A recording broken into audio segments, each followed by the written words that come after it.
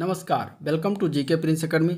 तो हम लोग इस वीडियो में आज हम डिस्कस करेंगे घटना चक्र समसामयिक के उत्तर प्रदेश पुलिस रेडियो संवर्ग में जो है सहायक परिचालक की जो वैकेंसी आई हुई है। ठीक है, अभी जो फॉर्म उसका भरा जा रहा है, मार्च में शायद 10 मार्च या 15 मार्च शायद लास्ट डेट है, तो उसमें फॉर्म फिलअप हो जाएगा। तो उसके जो एक घटना चक्र वालों ने ये बुक निकाला हुआ है विज्ञान की, सही ठीक है, असिस्टेंट ऑपरेटर सामान्य अध्ययन सामग्री के तहत विज्ञान की जो है इन्होंने ये घटना चक्र की बुक निकाली हुई। ठीक है, असिस्टेंट ऑपरेटर या इसको रेडियो ऑपरेटर भी कह सकते हैं, रेडियो ऑपरेटर के नाम से ही वैकेंसी भी है। तो विज्ञान की निकाली गई है, तो उसी को आज हम लोग डिस्कस करने वाले हैं। और इसमें देखिए पॉइंट लिखा हुआ है, शेष पाठ्यक्रम है तो जो है उत्तर प्रदेश कांस्टेबल परीक्षा की अध्ययन सामग्री पढ़ें। यानी कि साइंस में थोड़ा सा बदलाव किया गया था, साइंस में थोड़ा सा विस्तार रूप से उसमें डिटेल में सब्जेक्ट वाइड जो सिलेबस दिया गया था, इसलिए जो है साइंस की बुक जो है घटना चक्र वालों ने निकाली है, तो उसको आज हम लोग डिस्कस करेंगे, देखेंगे। और सबसे पहले हम कंटेंट की बात कर लेते हैं। तो यह सिलेबस के अनुसार है, बिल्कुल नए सिलेबस के अनुसार। भौतिकी जगत तथा मापन, शुद्ध गतिकी तथा गतिकी के नियम, कार्य तथा ऊर्जा और शक्ति, फिर गुरुत्वाकर्षण, इसके बाद स्थिर वैद्युतिकी तथा वैद्युत प्रभाव, विद्युत धारा का चुंबकीय प्रभाव तथा चुंबकत्व, वैद्युत चुंबकीय प्रेरण और प्रत्यावर्ती धाराएं, वैद्युत चुंबकीय तरंगें, इसके बाद इलेक्ट्रॉनिक युक्तियां और संचार व्यवस्था प्रणाली, प्रकाशिकी हो गया। इसके बाद परीक्षा उपयोगी जो है प्रश्न इसमें सबसे लास्ट में है, जिसमें 350 क्वेश्चन है। ठीक है, 350 क्वेश्चन साइंस से संबंधित, तो इम्पॉर्टेंट बहुत ही है। आप लोग चैनल से जुड़े रहिए, ठीक है। और जितने भी आपके जो तैयारी करने वाले हैं, दोस्त हैं, संबंधी हैं, जो कि असिस्टेंट ऑपरेटर का फॉर्म अगर यूपी पुलिस में भरा हुआ है, तो उनको ये वीडियो शेयर करिए और बताइए कि यहाँ पे जो है घटना की मैं पूरी बुक कराने जा रहा हूँ। ये जितने भी टॉपिक 12 टॉपिक दिए गए हैं, ये सारे मैं जो है कराऊंगा एक एक टॉपिक करके। ठीक है, और अगर उत्तर प्रदेश पुलिस भर्ती एवं प्रोन्नति बोर्ड द्वारा जो है आयोजित ये हो रहा है पुलिस रेडियो संवर्ग यानी कि रेडियो ऑपरेटर में सहायक परिचालक के पदों पर सीधी भर्ती जो विज्ञापन जारी किया गया, उसमें जो पाठ्यक्रम जारी किया गया, ठीक है, नया पाठ्यक्रम जारी किया गया, उसमें थोड़ा सा चेंज किया गया है। और वो जो है उत्तर प्रदेश पुलिस कांस्टेबल परीक्षा पाठ्यक्रम के अनुरूप ही है, बस अंतर यह किया गया कि इसमें विज्ञान के पाठ्यक्रम को थोड़ा सा विस्तार रूप से दे दिया गया है। तो सामान्य विज्ञान के विशिष्ट पाठ्यक्रम पर ही है जो पुस्तक केंद्रित है। और इस परीक्षा में शेष पाठ्यक्रम पर अध्ययन के लिए आप जो है समसामयिक घटना चक्र प्रकाशन द्वारा प्रकाशित जो हुआ है उत्तर प्रदेश पुलिस कांस्टेबल परीक्षा अध्ययन सामग्री को पढ़ सकते हैं। कांस्टेबल परीक्षा है तो जो है हल प्रश्न पत्र यानी सॉल्व पेपर इस परीक्षा के लिए बहुत ही उपयोगी सिद्ध होगा, आप लोग उसको जाकर पढ़ सकते हैं। ठीक है, तो हम विज्ञान के इस पोर्शन को करेंगे, एक एक चैप्टर को देखेंगे। और चलिए स्टार्ट करते हैं। पहला चैप्टर जो दिया गया है भौतिकी जगत तथा मापन, ठीक है, फिजिकल वर्ल्ड एंड मेजरमेंट, तो उसको हम लोग आज डिस्कस करने वाले हैं। ठीक है, और डिस्कस करने पहले अगर आप लोग भी चैनल पर नए हैं तो चैनल को सब्सक्राइब करें, ज़्यादा से ज़्यादा अपने दोस्तों में शेयर भी करें। चलिए स्टार्ट करते हैं। भौतिकी जगत, ठीक है, भौतिकी जगत जो है इसके बारे में बात करेंगे। तो देखिए, अगर हम बात करें आदिकाल से मानव की एक प्रकार की प्रतिक्रिया यह रही है कि उसने जो है अपने भौतिक पर्यावरण का सावधानी पूर्वक जो है प्रेक्षण किया है, ठीक है, रिसर्च किया है, ऑब्जर्व किया है, प्राकृतिक परिघटनाओं में जो है अर्थपूर्ण पैटर्न तथा संबंध खोजे हैं और प्रकृति के साथ प्रक्रिया कर सकने के लिए नए औजारों को बनाया तथा उनका उपयोग किया है। ठीक है, तो ये थोड़ा सा फिजिकल वर्ड के बारे में एक थोड़ा सा सारांश दिया गया, उसको पढ़ेंगे। इसके बाद जो टॉपिक वाइज आता जाएगा उसको हम देखते जाएंगे। ठीक है, तो इसको हम पढ़ लेते हैं कहानी के नुमा। कालांतर में अगर हम बात करें तो मानव के इन्हीं प्रयासों से जो है आधुनिक विज्ञान या फिर प्रौद्योगिकी का जो है मार्ग प्रशस्त हुआ है। ठीक है, अब अंग्रेजी भाषा के शब्द साइंस की बात करें तो इसका उद्भव लैटिन शब्द जो था, लैटिन भाषा के शब्द था सिंटिया से हुआ है और जिसका अर्थ होता है जानना। ठीक है, तो वैज्ञानिक विधि में बहुत से अंतः संबंध पद हैं, जैसे कि व्यवस्थित प्रेक्षण, नियंत्रित प्रयोग, गुणात्मक तथा मात्रात्मक विवेचना, गणितीय प्रतिरूपण, भविष्य कथन, सिद्धांतों का सत्यापन अथवा अन्यथाकरण आदि सम्मिलित होते हैं। निराधार कल्पना तथा अनुमान लगाने का भी विज्ञान में जो है स्थान है, परंतु अंततः किसी वैज्ञानिक सिद्धांत को स्वीकार योग्य बनाने के लिए उसे प्रासंगिक परीक्षणों अथवा प्रयोगों के द्वारा जो सत्यापित किया जाना बहुत आवश्यक है। सिद्धांत तथा परीक्षण अथवा प्रयोग का पारस्परिक प्रभाव जो है विज्ञान की प्रगति का मूल आधार होता है। अब विज्ञान जो है प्राकृतिक विज्ञानों की श्रेणी का मूल विषय जो होता है वो भौतिकी ही है। भौतिकी को इंग्लिश में फिजिक्स कहा जाता है, ठीक है, जो ग्रीक भाषा के एक शब्द से उत्पन्न हुआ जिसका अर्थ है प्रकृति, और इसकी तुल्य संस्कृत शब्द की बात करें तो भौतिकी आती है। ठीक है, इसके अगर तुल्य संस्कृत शब्द में भौतिकी का नाम दिया गया है, जिसका उपयोग जो भौतिक जगत के अध्ययन से संबंधित होता है। हम भौतिकी का वर्णन जो है प्रकृति के मूलभूत नियमों का अध्ययन कर तथा विभिन्न प्राकृतिक घटनाओं में इनकी अभिव्यक्ति के रूप में कर सकते हैं। भौतिकी के अंतर्गत हम विविध भौतिक परिघटनाओं की व्याख्या और कुछ संकल्पनाओं एवं नियमों का अध्ययन पदों में जो है अध्ययन करके प्रयास करने का प्रयास करते हैं। समान गुरुत्वाकर्षण का नियम जो है, जिसे न्यूटन ने प्रतिपादित किया था, पृथ्वी पर जब किसी सेब का गिरना, पृथ्वी के परितः चंद्रमा की परिक्रमा तथा सूर्य के परितः ग्रहों की छत जैसी परिघटनाओं की ये व्याख्या करता है। ठीक है, विद्युत चुंबकत्व के मूलभूत सिद्धांत की बात करें, ये सारे अभी हम डिटेल में आगे पढ़ेंगे। ठीक है, मैक्सवेल समीकरण है, सभी विद्युतीय और चुंबकीय परिघटनाओं को नियंत्रित किया जाता है। भौतिकी के कार्य क्षेत्र की बात करें विस्तार के बारे में, तो हमें कुछ बोध इसके विभिन्न उप विषयों का देखकर हो सकता है। ठीक है, जैसे कि मूल रूप से इसके दो रुचिकर प्रभाव क्षेत्र हैं, एक स्थूल और एक सूक्ष्म होता है। ठीक है, स्थूल प्रभाव क्षेत्र में जो है प्रयोगशाला, पार्थिव तथा खगोलीय स्तर की परिघटनाएं सम्मिलित की जाती हैं, जबकि सूक्ष्म प्रभाव क्षेत्र के अंतर्गत परमाणुवीय, आणविक और नाभिकीय घटनाएं जो आती हैं वो सूक्ष्म प्रभाव के अंतर्गत आती है। ठीक है, चिर सम्मत भौतिक के अंतर्गत की बात करें, चिर सम्मत भौतिकी के अंतर्गत की बात करें तो मुख्य रूप से स्थूल परिघटनाओं पर ही विचार किया जाता है, और इसमें जो है यांत्रिकी, वैद्युत गतिकी, प्रकाशिकी, उष्मागतिकी जैसे विषय सम्मिलित होते हैं। यांत्रिकी विषय न्यूटन के गति के नियम व गुरुत्वाकर्षण के नियमों पर आधारित होता है, और इसका संबंध जो है कण, दृढ़ एवं विरूपणशील पिंड तथा कणों के व्यापक निकायों के गतिकी अथवा संतुलन से होता है। वैद्युत गतिकी आवेशित जो है तथा चुंबक वस्तुओं से संबद्ध वैद्युत और चुंबकीय परिघटनाएं होती हैं। इनके मूल नियमों को कूलाम, आर्स्टेड, एम्पियर, फैराडे ने जो है प्रतिपादित किया था, तथा इन नियमों को संपुष्ट मैक्सवेल ने अपने समीकरणों के समुच्चय द्वारा किया था। प्रकाशिकी के अंतर्गत प्रकाश पर आधारित परिघटनाओं पर विचार किया जाता है, अध्ययन किया जाता है, जैसे कि दूरबीन या दूरदर्शी की कार्य विधि जो है, पतली झिल्ली के रंग आदि प्रकाशिकी के उप विषय होते हैं। भौतिकी के सूक्ष्म प्रभाव के अंतर्गत परमाणुओं, नाभिकों के स्तर सूक्ष्मतम पैमाने पर जो है और इससे भी निम्न लंबाई के पैमाने पर द्रव्य के संगठन एवं संरचना तथा इनकी विभिन्न अन्वेषियों जैसे कि इलेक्ट्रॉन, फोटॉन और अन्य मॉलिक्यूलों से संबंधित क्रियाओं पर विचार किया जाता है, गहन अध्ययन किया जाता है। क्वांटम सिद्धांत को ही सूक्ष्म परिघटनाओं की व्याख्या करने के लिए उचित ढांचा माना गया। ठीक है, भौतिकी का कार्य क्षेत्र जो है वास्तव में विस्तृत है, और यह लंबाई, द्रव्यमान, समय, ऊर्जा आदि भौतिक राशियों के परिणामों का जो है क्या कहते हैं, परिणामों का जो है ये विशाल परिसर का जो है प्रतिपादन करती है। अब देखते हैं विभिन्न विश्व के विभिन्न देशों के कुछ भौतिकविदों के प्रमुख योगदान के बारे में जान लेते हैं। ठीक है, इसमें वन लाइन टाइप में दिया गया है, आविष्कारक और मूल देश वो कहाँ के निवासी थे ये देखते हैं। देखिए, आर्किमिडीज का नाम सुना होगा, तो इन्होंने क्या योगदान किया था, तो ये इन्होंने उत्प्लावता का नियम दिया था और उत्तोलक का नियम भी इनके ही द्वारा दिया था। ये कहाँ के रहने वाले थे, यूनान देश के थे। ठीक है, इसके बाद गैलीलियो का नाम भी सुना होगा, गैलीलियो गैलीली, इन्होंने जड़त्व का नियम दिया था और ये इटली देश के थे। ठीक है, इसके बाद क्रिश्चियन हाइगेंस, इन्होंने प्रकाश का तरंग सिद्धांत दिया था, ये हॉलैंड के देश के थे। आइजैक न्यूटन का नाम सुना होगा, गुरुत्वाकर्षण का सार्वत्रिक नियम, गति के नियम, परावर्ती दूरदर्शक इन्हीं के द्वारा प्रतिपादन किया गया था और ये इंग्लैंड के रहने वाले थे। माइकल फैराडे ने जो है विद्युत चुम्बकीय प्रेरण के नियम दिए थे, इंग्लैंड के हैं। जेम्स क्लार्क मैक्सवेल की बात करें तो इन्होंने विद्युत चुम्बकीय सिद्धांत, प्रकाश एक विद्युत चुम्बकीय तरंग के रूप में इन्होंने प्रतिपादित किया था, ये भी इंग्लैंड के थे। हेनरिक रुडोल्फ हर्ट्ज विद्युत चुम्बकीय तरंगों के बारे में उन्होंने प्रतिपादन किया था, जर्मनी के रहने वाले थे। जगदीश चंद्र बोस अति लघु रेडियो तरंगों के बारे में इन्होंने प्रतिपादन किया था, ये भारत के हैं।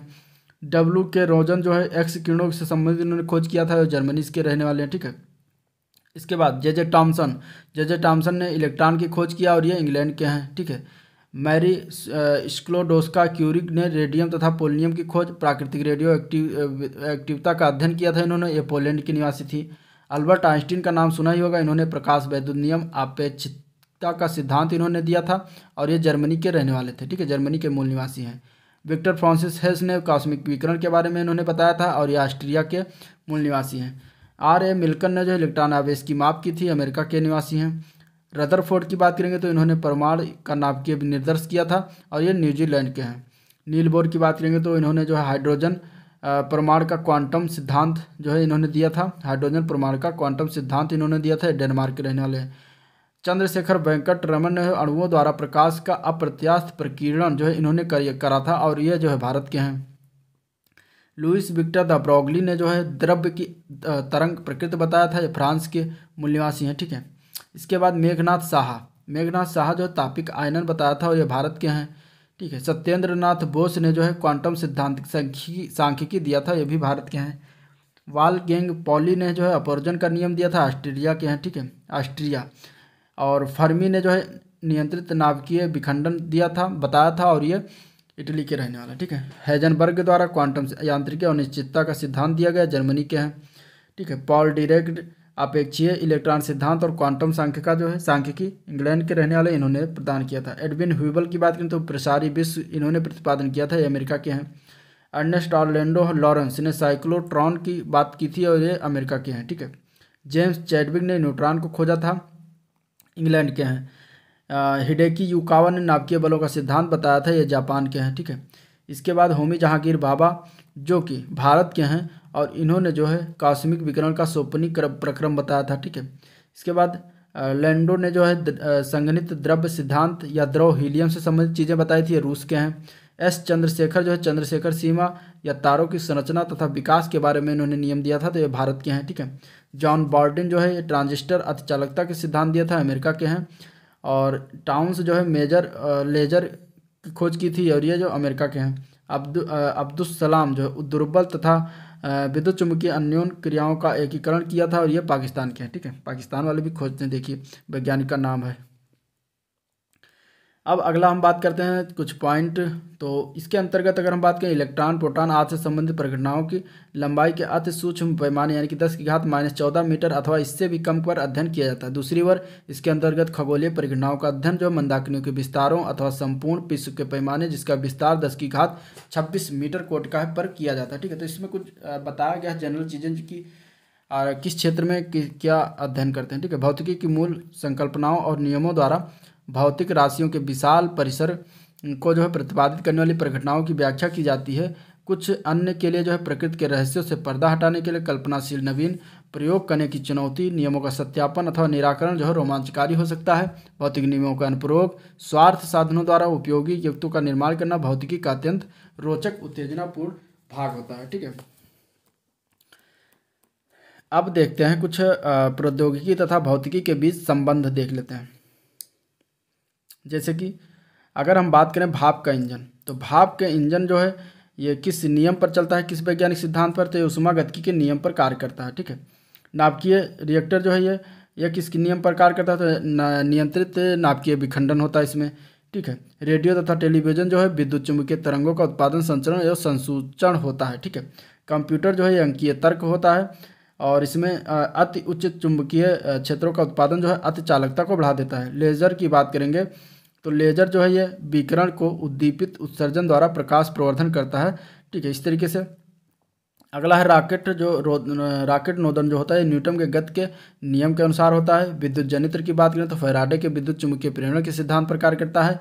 जल विद्युत शक्ति की बात करेंगे तो गुरुत्वीय स्थितिज ऊर्जा का विद्युत ऊर्जा में रूपांतरण पर कार्य करता है। वायुयान की बात करेंगे तो तरल गतिकी में बर्नौली के सिद्धांत पर कार्य करता है। कण त्वरित्र की बात करेंगे तो विद्युत चुम्बकीय तरंग क्षेत्रों में जो है आवेशित कणों की गति पर जो है कार्य करता है। सोनार की बात करेंगे तो पराश्रव्य तरंगों का परिवर्तन से संबंधित इसमें काम होता है। प्रकाशिक रेशों की बात करेंगे तो प्रकाश का पूर्ण आंतरिक परिवर्तन होता है इसके तहत। ठीक है। अपरावर्ती आवरण की बात करें तो तनु फिल्म प्रकाशीय व्यतिकरण होता है। इसके बाद इलेक्ट्रॉनिक सूक्ष्मदर्शी की बात करेंगे तो ये इलेक्ट्रॉन की तरंग प्रकृति दर्शाता है। प्रकाश विद्युत सेल जो है प्रकाश विद्युत प्रभाव से संबंधित ये कार्य करता है सिद्धांत पर। इसके बाद संलयन परीक्षण रिएक्टर टोकामैक जिसको कहते हैं प्लाज्मा की चुंबकीय परिरोध पर कार्य करता है। विद्युत बृहत metre wave radio telescope GMRT जिसको कहते हैं ये कॉस्मिक रेडियो किरणों का संसूचन करता है। ठीक है। बोस-आइंस्टीन दाब की बात करेंगे तो लेजर पुंजों तथा चुंबकीय क्षेत्र द्वारा जो है परमाणुओं का ग्रहण और शीतलन किया जाता है। अब अगर हम बात करें तो वैज्ञानिक प्रकृति के लिए केवल गुणात्मक सोच होना पर्याप्त नहीं है। भौतिकी जिसमें प्राकृतिक नियमों को सुस्पष्ट गणितीय समीकरणों द्वारा व्यक्त किया जा सकता है में वैज्ञानिक विकास के लिए मात्रात्मक मापन प्रमुख होना चाहिए। तो भौतिकी के मूल नियम सार्वत्रिक हैं। समान नियमों को व्यापक रूप से विभिन्न प्रसंगों में लागू किया जा सकता है। ठीक है। और दैनिक जीवन में अधिकांश प्रेक्षित घटनाएं जो है मूल नियमों की जटिल अभिव्यक्ति ही होती हैं। किसी परिघटना के परमावश्यक लक्षणों पर ध्यान केंद्रित करके उसके मूल सिद्धांतों को खोजा जाए और फिर संशोधियों के द्वारा जो है संविष्ट करके उस परिघटना को सिद्धांतों को अधिक परिशुद्ध बनाया जाए। उदाहरण के लिए अगर बात करें तो एक पत्थर तथा पंख को समान ऊंचाई के साथ गिराने पर वह एक साथ पृथ्वी पर नहीं गिरते। इसका कारण क्या है? गुरुत्व बल के अधीन मुक्त पतन को वायु के प्रतिरोध की उपस्थिति ने जो है जटिल बना दिया। ठीक है, यानी कि गुरुत्वाकर्षण बल काम करता है, इसलिए पत्थर जो है जल्दी गिर जाता है और पंख जो है वो धीरे धीरे आता है। अगला क्वेश्चन देखते हैं, अगला पॉइंट, गुरुत्व बल के अधीन मुक्त पतन का नियम प्राप्त करने के लिए यह श्रेयस्कर है कि ऐसी परिस्थिति उत्पन्न की जाए जिसमें वायु प्रतिरोध उपक्षणीय हो, और ऐसा किया भी जा सकता है। उदाहरण के लिए पत्थर तथा पंखे को किसी निर्वातित लंबी नली में एक साथ गिरने दिया जाए। ठीक है, अब इस प्रकरण में दोनों पिंड जो है लगभग एक साथ गिरेंगे, जिससे हमें यह मूल नियम प्राप्त होगा कि गुरुत्वीय त्वरण पिंड के द्रव्यमान पर जो है निर्भर नहीं करता। ठीक है, भौतिकी, प्रौद्योगिकी तथा समाज के बीच जो है पारस्परिक संबंधों को बहुत से उदाहरणों से देखा जा सकता है। ऊष्मागतिकी विषय का उद्भव जो ऊष्मा इंजनों की कार्यप्रणाली को समझने एवं उसमें सुधार लाने की आवश्यकता के कारण हुआ। जैसा कि हम जानते हैं, भाप का इंजन इंग्लैंड में 18वीं शताब्दी में हुई औद्योगिक क्रांति जिसने मानव सभ्यता को अत्यधिक प्रभावित किया था। ठीक है, भौतिकी द्वारा नवीन प्रौद्योगिकी उत्पन्न करने का उदाहरण जो है बेतार संचार प्रौद्योगिकी है, जिसका विकास 19वीं शताब्दी में हुई विद्युत और चुंबकत्व के मूल नियमों के अनुगमन करने से हुआ। भौतिकी से एक नवीन प्रौद्योगिकी का जन्म एक अन्य उदाहरण जैसे कि सिलिकॉन चिप है, जिसने 20वीं शताब्दी के अंतिम 3 दशकों में जो कंप्यूटर क्रांति को प्रेरित किया। एक अत्यंत महत्वपूर्ण क्षेत्र जिसमें भौतिकी का योगदान है और भविष्य में भी रहेगा, वो है वैकल्पिक ऊर्जा संसाधनों का विकास। ठीक है, जीवाश्मी ईंधन की बात करेंगे तो त्वरित क्षीयमान है और नवीन एवं सस्ते ऊर्जा स्रोतों का खोज अत्यावश्यक है। ठीक है, उदाहरण के लिए सौर ऊर्जा, भूतापीय ऊर्जा आदि जो है विद्युत ऊर्जा के रूपांतरण के रूप में। अल्बर्ट आइंस्टीन के बारे में थोड़ी बहुत बातें जान लेते हैं। ठीक है,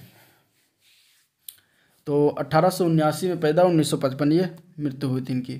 1879 में जो उल्म जर्मनी में जन्मे अल्बर्ट आइंस्टाइन को आज तक सार्वत्रिक रूप से महानतम वैज्ञानिक माने जाने वाले भौतिक विज्ञानों में से एक माना जाता है। 2005 में जो है भौतिकी के अंतर्राष्ट्रीय वर्ष के रूप में घोषित किया गया था और यह घोषणा आइंस्टाइन द्वारा वर्ष 1905 में भौतिकी में उनके चिरस्थायी योगदान, उनमें उन क्रांतिकारी वैज्ञानिक संकल्पनाओं का विवरण है जो हमारे आधुनिक जीवन को प्रभावित करती रही हैं और उनके सम्मान में यह किया गया था। ठीक है, गुरुत्वाकर्षण की बल की बात करेंगे तो गुरुत्वाकर्षण बल जो है किन्हीं दो पिंडों के मध्य उनके द्रव्यमानों के कारण लगने वाला आकर्षण बल होता है और यह एक सार्वत्रिक बल है। ठीक है, विश्व में प्रत्येक पिंड प्रत्येक अन्य पिंड के कारण जो है बल का अनुभव करता है। उदाहरण के लिए अगर हम बात करें तो इस पृथ्वी पर रखी प्रत्येक वस्तु पृथ्वी के कारण गुरुत्व बल का अनुभव करती है और पृथ्वी के परितः जो चंद्रमा तथा मानव निर्मित उपग्रहों की गति, सूर्य के परितः पृथ्वी तथा ग्रहों की गति, वास्तव में पृथ्वी पर गिरते हुए पिंडों की गति गुरुत्व बल द्वारा ही नियंत्रित होती है। ठीक है, विश्व की बृहत स्तर घटनाओं जैसे कि तारों, मंदाकिनियों तथा मंदाकिनीय गुच्छों के बनने और विकसित होने में इस बल की प्रमुख भूमिका होती है। सत्येंद्र नाथ बोस की बात करें तो 1894 जन्म हुआ था, 1974 में इनकी मृत्यु हुई थी।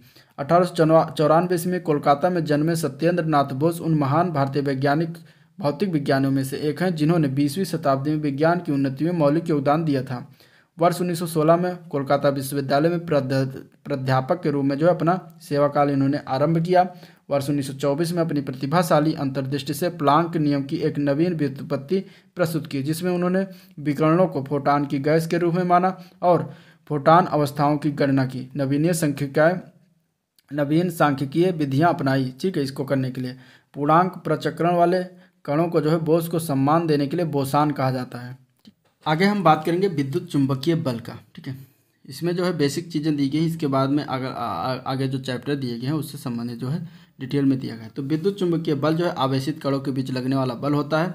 सरल भाषा में बात करें तो जब आवेश विरामावस्था में होते हैं तो इस बल को कूलाम नियम द्वारा जो है व्यक्त किया जाता है। सजातीय आवेशों के में प्रतिकर्षण और विजातीय आवेशों में आकर्षण, यानी कि अगर प्लस प्लस है तो इनके दोनों के बीच प्रतिकर्षण होगा। ठीक है, लेकिन अगर प्लस प्लस माइनस है तो इसके दोनों के बीच में आकर्षण होगा। तो इस तरीके से ये सजातीय और विजातीय हो गए।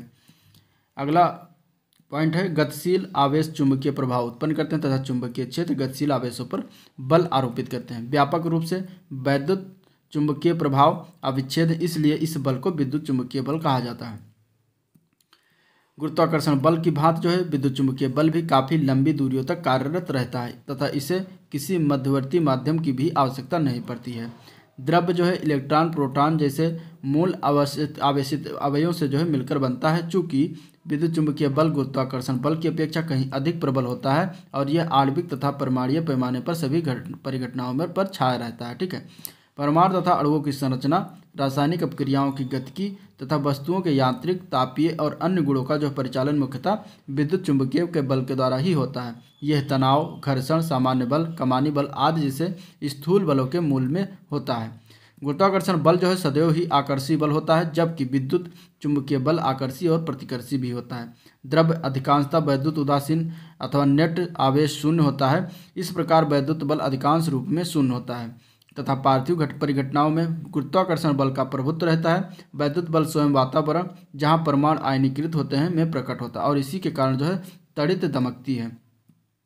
दैनिक जीवन की घटनाओं में स्वयं ही स्पष्ट रूप से पाएंगे कि गुरुत्व बल की तुलना में विद्युत चुंबकीय बल अत्यधिक शक्तिशाली है। जब हम किसी पुस्तक को हाथ पर रखते हैं तब हम अपने हाथ द्वारा प्रदान किए जाने वाले सामान्य बल से पृथ्वी के विशाल द्रव्यमान के कारण पुस्तक पर लगे गुरुत्वाकर्षण बल को संतुलित करते हैं और यह सामान्य बल कुछ नहीं वरन संपर्क पृष्ठ पर हमारे हाथ और पुस्तक के आवासित बलों के बीच लगने वाला नेट विद्युत चुंबकीय बल ही होता है। यदि विद्युत चुंबकीय बल स्वतः रूप से गुरुत्व बल से इतना अधिक प्रबल न हो तो किसी सशक्त या सशक्त व्यक्ति का हाथ भी एक पंख के भार के कारण टुकड़े टुकड़े होकर बिखर जाएगा। वास्तव में इससे सामंजस्य रखते हुए ऐसी परिस्थितियों में हम स्वयं अपने भार के अधीन टुकड़े टुकड़े होकर बिखर जाते हैं। अब कुछ प्रकृति उनके मूल के बारे में बात करते हैं। प्रकृति के मूल बल, तो बल का नाम है गुरुत्वाकर्षण बल। ठीक है, पहला है और ये जो है इसकी आपेक्षिक प्रबलता है 10⁻⁻39। परास इसका अनंत होता है और जिनके बीच लगता है तो विश्व के स्थित सभी पिंडों के बीच जो है गुरुत्वाकर्षण बल काम करता है। दूसरा बल है दुर्बल नाभिकीय बल, जो कि 10⁻⁻13 इसकी आपेक्षिक प्रबलता है और यह बहुत कम व अनाभिकीय होता है और यह कुछ मूल कणों में जो है बीच लगता है। ठीक है। इसके बाद तीसरा बल है विद्युत चुंबकीय बल। ठीक है, जो कि इसका परास अधिक आपेक्षिक प्रबलता होती है 10⁻⁻2 और इसका भी परास अनंत होता है और ये आवेशित कणों के मध्य लगता है। तीसरा बल है प्रबल नाभिकीय बल, इसकी प्रबलता होती 1 और यह लघु नाभिकीय अमाप जब 10⁻⁻15 मीटर में होता है इसका परास और यह न्यूक्लियॉन्स तथा भारी मूल कणों के बीच लगता है। तो इस तरीके से हो गए प्रकृति के कुछ मूल बल। अब देखते हैं कि एक प्रबल नाभिकीय बल की बात करेंगे। ठीक है, प्रबल नाभिकीय बल क्या होता है, तो ये होता है नाभिक में प्रबल नाभिकीय बल जो है प्रोटॉन तथा न्यूट्रॉनों को बांधे रखता है और स्पष्ट है कि बिना किसी आकर्षी बल के प्रोटॉनों में जो है पारस्परिक प्रतिकर्षण होने के कारण कोई भी नाभिकीय असंतुलित हो जाएगा। चूंकि वैद्युत बलों की तुलना गुरुत्व बल अपेक्षणीय होता है अतः यह बल गुरुत्वाकर्षण बल नहीं होता है। प्रोटॉन तथा न्यूट्रॉन में भी कहीं भी मूल अवयव जिन्हें क्वार्क कहते हैं से मिलकर बना होता है। ठीक है। दुर्बल नाभिकीय बल की बात करें तो दुर्बल नाभिकीय बल केवल निश्चित नाभिकीय प्रक्रियाओं जैसे किसी नाभिक के बीटा क्षय में प्रकट होते हैं और बीटा क्षय में नाभिक का इलेक्ट्रॉन तथा एक आवेशित कण जिसे न्यूट्रॉनों कहते हैं उत्सर्जित रहता है। दुर्बल नाभिकीय बल जो है गुरुत्वाकर्षण बल जितना दुर्बल नहीं होता, परंतु प्रबल नाभिकीय तथा विद्युत चुंबकीय बलों से काफ़ी दुर्बल होता है। दुर्बल नाभिकीय बल का परिसर जो है अत्यंत छोटा 10⁻⁻16 मीटर कोटि का होता है। किसी बाह्य बल संरक्षण के अधीन गति के लिए कुल यांत्रिक ऊर्जा अर्थात गतिज ऊर्जा तथा स्थित ऊर्जा का योग जो है नियत रहता है। गुरुत्व के अधीन किसी पिंड का मुक्त पतन इसका सुपरिचित उदाहरण है।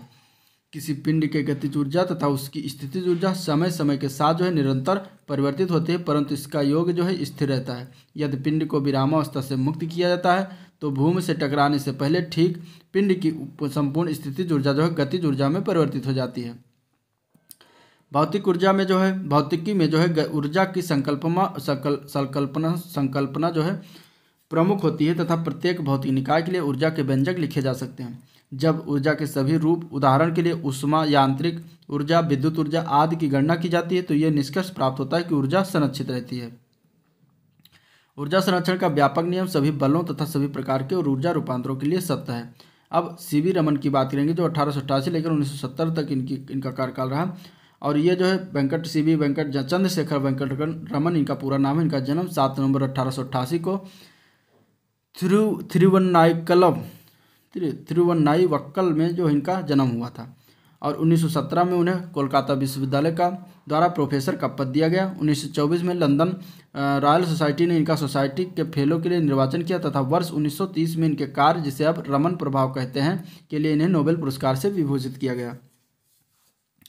रमन प्रभाव के माध्यम से जो है अणुओं जब वह कंपन ऊर्जा स्तर तक उत्तेजित होते हैं तो द्वारा प्रकाश के प्रकीर्णन की परिघटना पर विचार किया जाता है।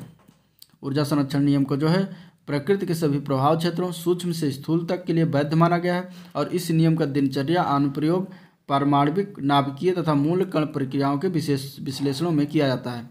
आइंस्टीन के सिद्धांत के अनुसार द्रव्यमानियम ऊर्जा E के तुल्य होता है, जिसे E बराबर mc² द्वारा व्यक्त करते हैं। यहाँ पर C जो है निर्वात में प्रकाश का चाल है। भौतिकी में संरक्षण नियम, तो ऊर्जा, संवेग, कोणीय संवेग, आवेश आदि संरक्षण को जो है भौतिकी में मूल नियम माना जाता है। वर्तमान समय में इस प्रकार के कई संरक्षण नियम हैं। उपरोक्त 4 के अतिरिक्त अन्य संरक्षण नियमों के अंतर्गत अधिकांश रूप से नाभिकीय तथा कणिकीय भौतिकी में प्रस्तावित भौतिकी राशियों द्वारा किया जाता है और यह प्रचक्रण जो है बैरियन संख्या, विचित्रता, उच्च आवेश आदि के कुछ अन्य संरक्षित राशियाँ हैं। ठीक है, ऊर्जा जो है एक अदिश राशि होती है और रैखिक संवेग, कुल कोणीय वेग संवेग दोनों सदिश राशियाँ हैं। चंद्रमा पर गुरुत्वीय त्वरण पृथ्वी पर जो है गुरुत्वीय त्वरण का 1/6 भाग होता है, परंतु चंद्रमा तथा पृथ्वी दोनों के लिए गुरुत्वाकर्षण का नियम जो है समान ही है। तो ये चीज़ें हो गई। अब आगे हम देखते हैं कोई मापन। ठीक है, मेजरमेंट की बात करेंगे तो इसमें अब इसके कुछ परिभाषा की बात कर लेते हैं। ठीक है, किसी भौतिक राशि का मापन एक निश्चित आधारभूत यादृच्छिक रूप से चुने गए मान्यता प्राप्त संदर्भ मानक से इस राशि की तुलना करना है। यह संदर्भ मानक मात्रक ही कहलाता है। मूल मात्रकों को व्यक्त करने के लिए प्रयुक्त मात्रकों को मूल मात्रक कहते हैं। मूल मात्रक की 3 प्रणालियाँ हैं, CGS प्रणाली, FBS या ब्रिटिश प्रणाली, MKS प्रणाली प्रमुखता से प्रयोग में लाई जाती है। इन प्रणालियों में जो है लंबाई, द्रव्यमान और समय के मूल मात्रक क्रमशः इस प्रकार है। CGS की प्रणाली में बात करेंगे तो सेंटीमीटर, ग्राम और सेकंड होता है। FPS में जो है फुट, पाउंड, सेकंड होता है। MKS में जो है मीटर, किलोग्राम, सेकंड होता है मूल मात्रक। ठीक है, समतलीय कोण का मात्रक जो होता है वो रेडियन होता है, ये भी याद रखें, अलग है। इसका प्रतीक RAD है होता है। और घन कोण का मात्रक स्टेरेडियन होता है, इसका प्रतीक जो है SR है। ये दोनों ही विमाहीन राशियाँ हैं। इसके बाद आप कुछ SI की मूल राशियाँ उनके मात्रक की बात करते हैं, जैसे कि लंबाई का नाम जो है इसको मीटर से डिनोट करते हैं और यह इसका प्रतीक जो है स्मॉल m होता है। अब इसकी परिभाषा जान लेते हैं मीटर की।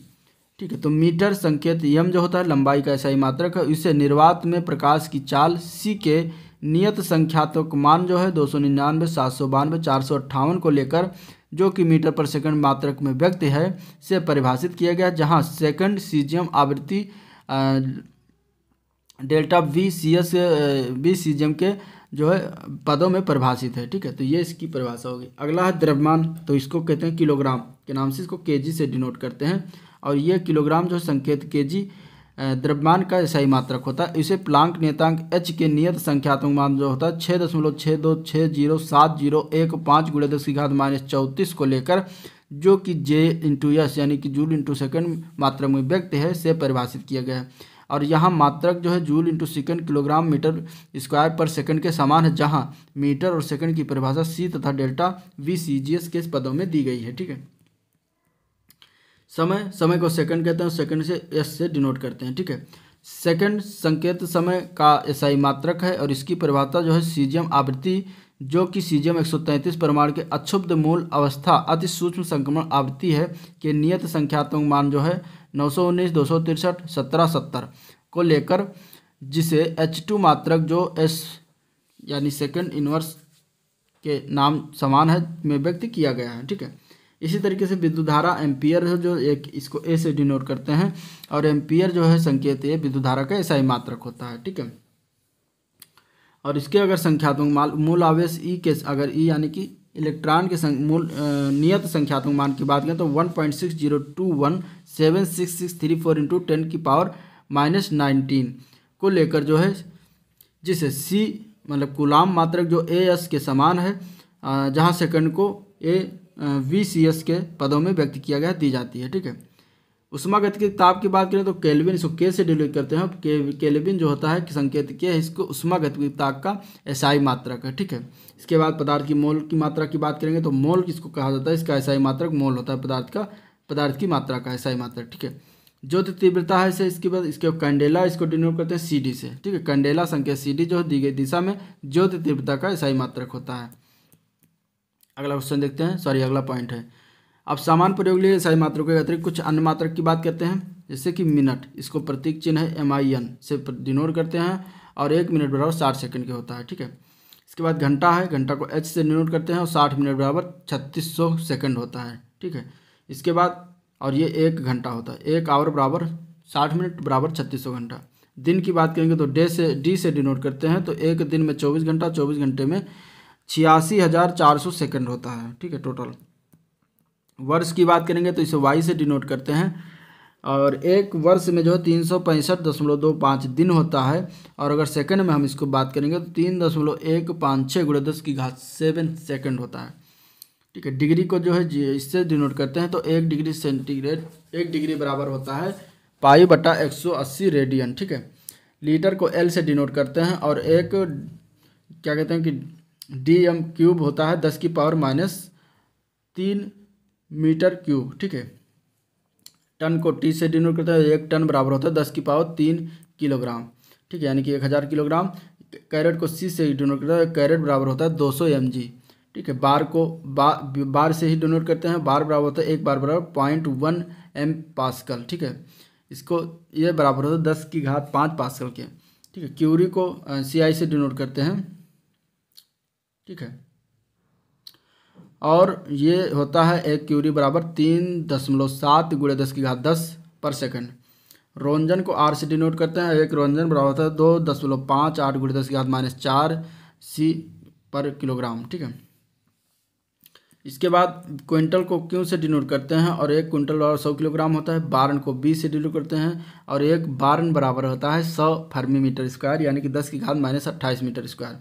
R को A से डिनोट करते हैं, 1 डैम मतलब 1 R बराबर होता है 1 DAM डैम स्क्वायर और बराबर 10⁻2 मीटर स्क्वायर के बराबर होता है। हेक्टेयर को HA से डिनोट करते हैं और 1 हेक्टेयर बराबर 1 HM यानी 1 हेक्टेयर मीटर स्क्वायर बराबर 10⁻4 मीटर स्क्वायर के बराबर होता है। मानक को ATM से डिनोट करते हैं और 1,01,325 पास्कल बराबर 1.013 × 10⁵5 पास्कल के बराबर होता है। वायुमंडलीय दाब जिसको होता है, मानक वायुमंडलीय दाब को ATM से डिनोट करते हैं। 10⁻4 मीटर की लंबाई को यथार्थता से मापने के लिए हम वर्नियर कैलिपर्स का उपयोग करते हैं। स्क्रू गेज यानी कि पेंच मापी और गोलाई मापी यानी कि स्फेरोमीटर का उपयोग 10⁻5 मीटर तक की लंबाइयों को मापने में किया जाता है। बहुत बड़ी दूरियां जैसे किसी ग्रह अथवा तारे की पृथ्वी से दूरी प्रत्यक्ष रूप से किसी मीटर के पैमाने की सहायता से ज्ञात नहीं की जा सकती है। ऐसी दशाओं में महत्वपूर्ण विधि जिसे लंबन विधि कहते हैं से मापते हैं। सूर्य के कोणीय व्यास की माप जो है 1920 सेकंड है, ठीक है। सूर्य से पृथ्वी की दूरी की बात करेंगे तो D यानी कि 1.496 × 10⁻11 मीटर है, ठीक है। दृश्य प्रकाश की तरंग दैर्घ्य का परिसर की बात करें तो 4000 एंगस्ट्राम से लेकर 7000 एंगस्ट्राम के बीच है, यानी कि 1 एंगस्ट्राम के बराबर होता है 10⁻10 मीटर के।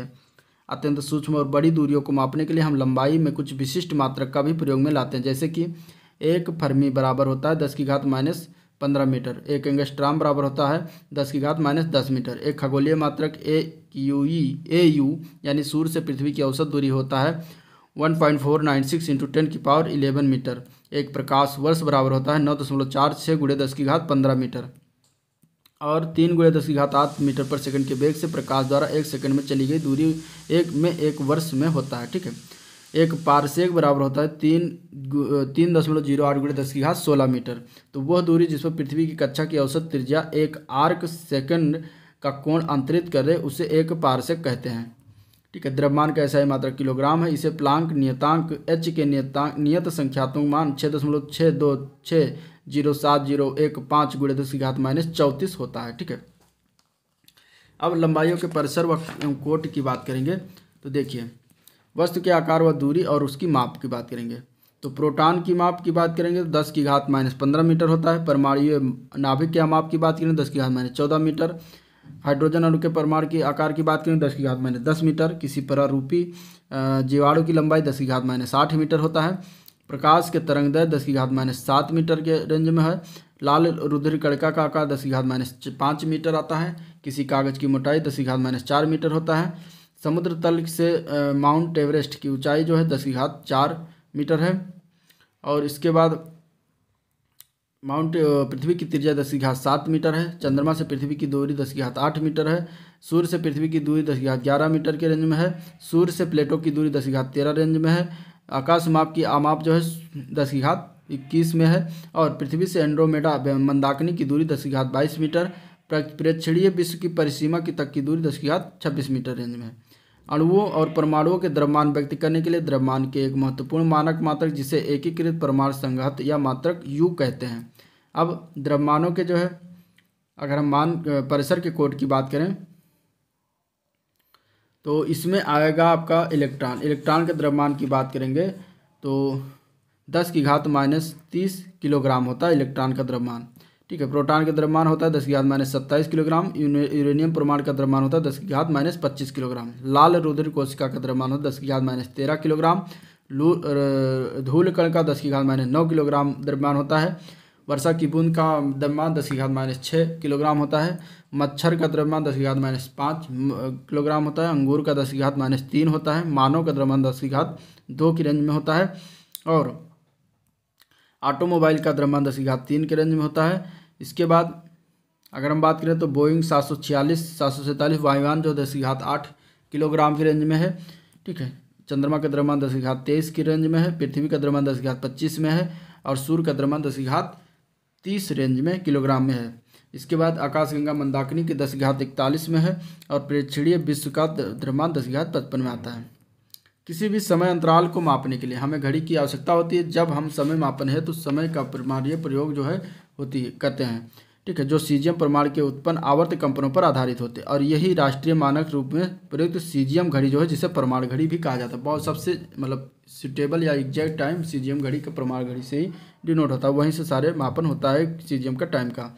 सीजियम परमाणु घड़ी में 1 सेकंड सीजियम 133 परमाणु के न्यूनतम ऊर्जा स्तर के 2 अति सूक्ष्म स्तरों के मध्य संक्रमण के तदनुरूपी विकिरणों के 919, 263, 177 जीरो कंपनों के लिए आवश्यक होता है। इस सीजियम परमाणु घड़ी के समय दर को सीजियम परमाणु के कंपन ठीक उसी प्रकार नियंत्रित करते हैं जैसे संतुलन चक्र के कंपन सामान्य कलाई की घड़ी को अथवा छोटे क्वार्ट्ज क्रिस्टल के कंपन किसी क्वार्ट्ज कलाई की घड़ी को करते हैं। सीजियम परमाणु की घड़ी अत्यंत यथार्थ होती हैं। सिद्धांततः वे एक शुभान मानक उपलब्ध कराते हैं। 4 सीजियम परमाणु घड़ियों के माध्यम से समय अंतराल के राष्ट्रीय मानक सेकंड का अनुरक्षण किया जाता है।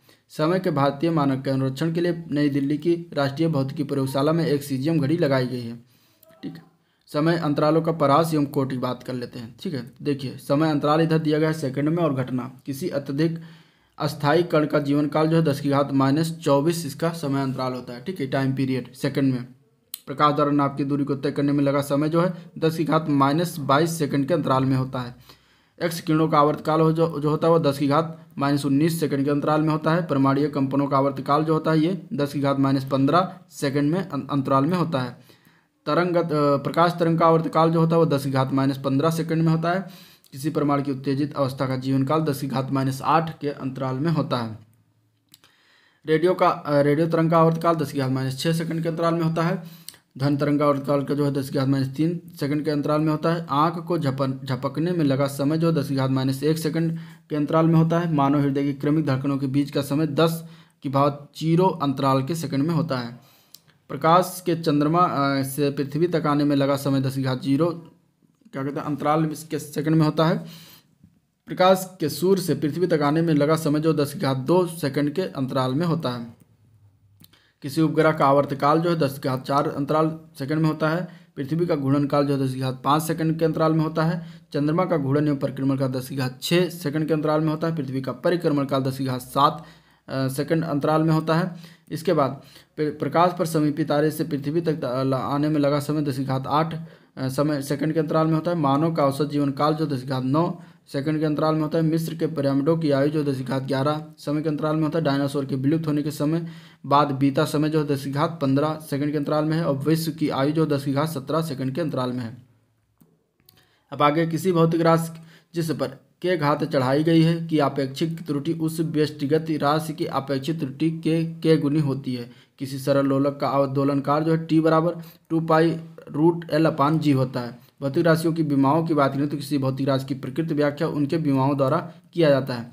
व्युत्पन्न मात्रकों द्वारा व्यक्त होने वाली सभी भौतिक राशियां 7 मूल राशियों के संयोजन से पदों में जो है प्रस्तुत की जा सकती हैं, और इन मूल राशियों को जो है हम भौतिक संसार की 7 विमाएँ कह सकते हैं। ठीक है, इन्हें जो है गुरु कोष्ठक के साथ निर्दिष्ट किया जाता है, और इस प्रकार इनकी लंबाई की विमा जो है L, विद्युत धारा की A, और उष्मागति के ताप की K, ज्योति तीव्रता की CD, और पदार्थ की मात्रा की मोल होती है। ठीक है, तो इस तरीके से इसमें कुछ लंबाइयाँ होती हैं जो आपको इसको जानना है, मात्राओं को।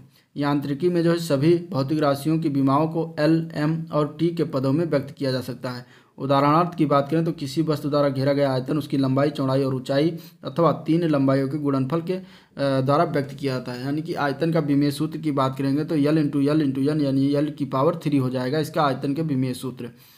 किसी भौतिक राशि का विमेय सूत्र वह व्यंजक होता है जो ये दर्शाता है कि किसी भौतिक राशि के मूल राशि की कितनी विमाएँ हैं।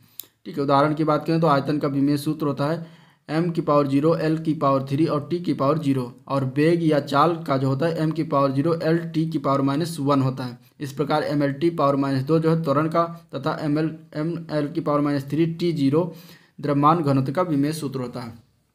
किसी भौतिक राशि को जो है उसके विमेय सूत्र के बराबर लिखने से प्राप्त समीकरण को उस राशि का विमेय समीकरण कहते हैं। ठीक है, अब विमेय समीकरण वो समीकरण है जिसमें किसी भौतिक राशि को मूल राशियों अथवा विमाओं को पदों में निरूपित किया जाता है। बल के वेग को वेग के साथ संकलित अथवा उष्मा गतिक ताप में से जो है विद्युत धारा को व्यवकलित नहीं किया जा सकता। इस सरल सिद्धांत की विमाओं को समघातता सिद्धांत कहा जाता है। अब इन समीकरणों पर विचार करना है।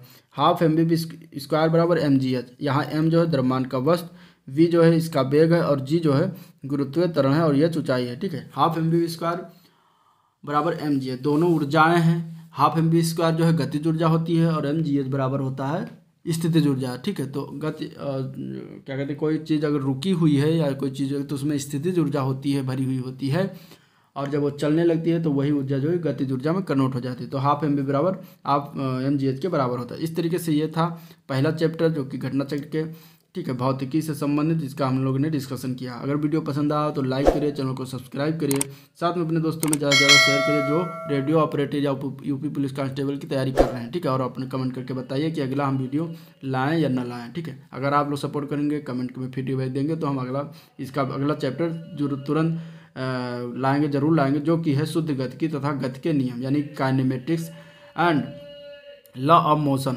उसको हम पढ़ाएंगे। तो ठीक है, आज के लिए इतना ही, मिलते हैं नेक्स्ट दिन, तब तक के लिए थैंक यू।